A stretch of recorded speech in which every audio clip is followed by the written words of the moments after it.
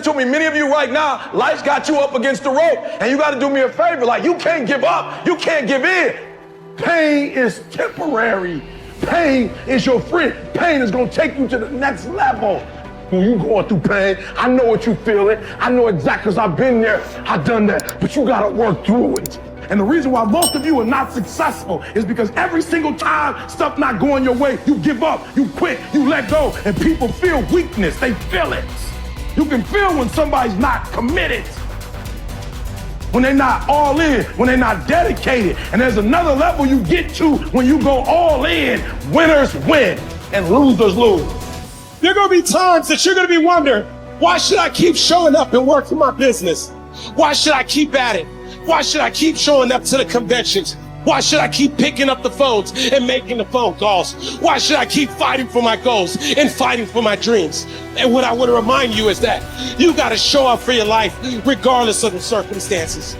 You got to show up in spite of the naysayers. You got to show up in spite of the conversation going on in your mind. You got to show up for your life, because if you don't, nobody else will. If you want unreasonable results in your life, you've got to be willing to be unreasonable. Part of being unreasonable, you don't judge according to appearances. Part of being unreasonable, you can see it because you believe it. You must have the faith to call forth those things that be not as though they were. You've got to decide, I deserve this, and I'm going to have it. You've got to say yes to your life. You've got to say yes. Yes to my dreams. Yes to me. Yes, I can make it. Yes, I can. Doesn't matter how many failures I've made. Doesn't matter how many mistakes I've endured. Doesn't matter about my defeats. Doesn't matter about what I've done. Yes, yes. I don't care about the fact I'm in a hole now. Doesn't matter about where I am. The last chapter to my life has not been written yet. If you judge me now, you'll judge me prematurely.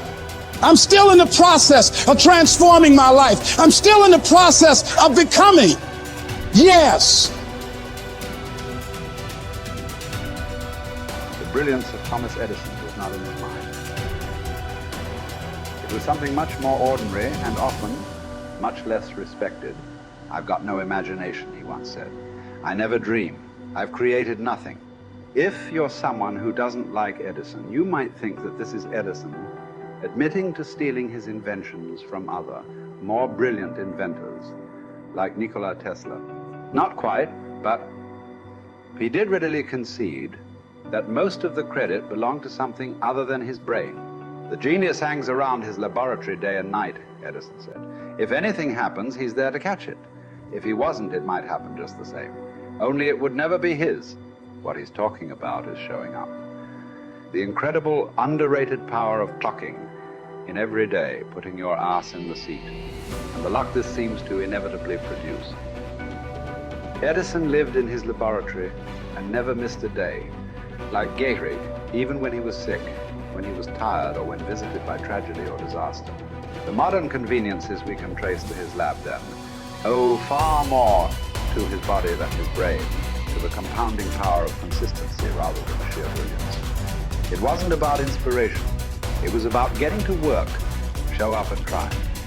Get on the treadmill, pick up the violin, script out some sequence, reach out to some clients, read some reports, lift a couple weights, jog 1 mile, cross one thing off the to-do list, chase down a lead. It doesn't matter what it is. All aspects of our life benefit from this circumscribed kind of wisdom. Just as long as you do something every day, that is the important thing. Show up.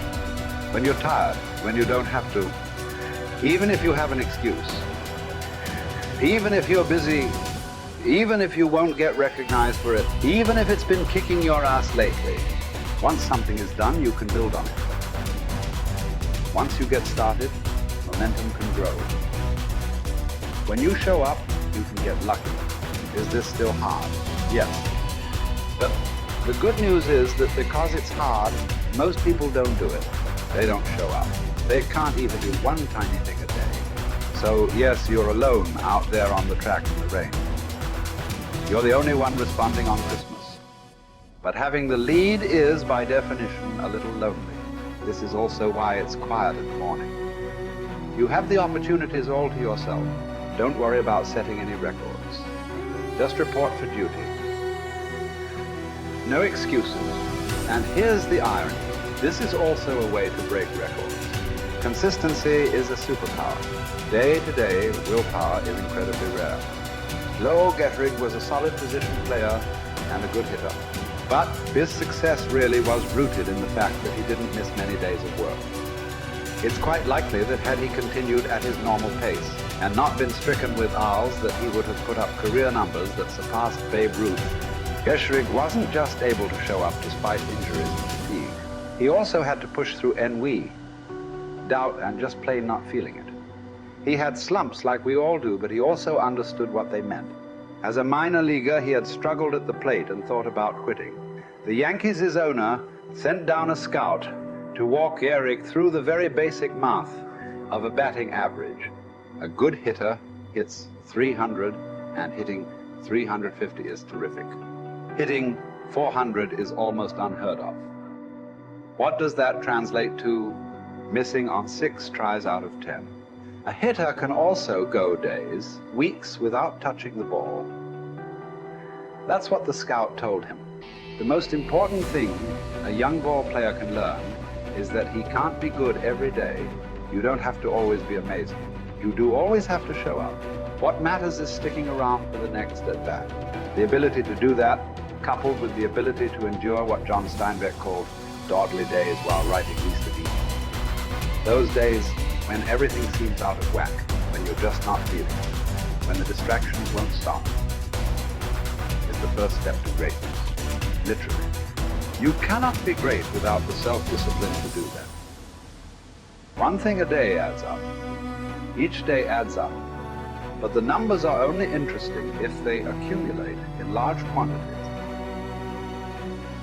You guys that are just getting started, you're not going to start right here. You're going to start down there, probably in another city, another town. I grew up in Lake Charles, Louisiana, no money, raised by a single mother. I was in debt at 25 years old. First thing that I had to do in my life was not learn a new skill. First thing I had to do to get my life moving in the right direction was self-development. It is vital. It was vital for me that I improved myself and I could start depending upon me. I had to show up every day with some rituals, some disciplines, and start getting myself to trust me, not trust others, but trust myself to do the right thing every day. One of the things that I started doing was beating the sun up every morning. I'm going to beat that sun up every morning so that I have the discipline and the control over my life. So I knew, hey, before that thing pops, I'm going to pop. I'm going to get out of bed, depend on myself, get up at the same time every day. And for me, that time, regardless of where I was beat that sun up. No matter where I am, I'm going to beat that thing up. So it gives me a sense of control over my own life. Second thing,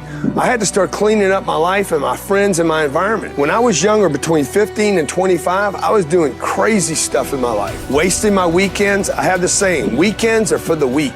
I was drinking, fooling around with a bunch of bad things, bad people. At 25 years old, I cleaned it all up. Quit going to those places. Quit hanging out with people that did not have ethics and discipline in their life. I wanted to build something in my life. I wanted to become someone. And to do that, to become someone in the eyes of the world, just beating that sun up every morning gives me the sense of accomplishment, that I did what I said I was going to do, that I woke up when I said I would wake up, and I start building respect for myself, start believing in myself so that I can go out into the world. And maybe today when I go into this meeting that I'm dressed for, they'll believe in me as much as I believe in me, and that'll show up in a contract, a deal, maybe even some money.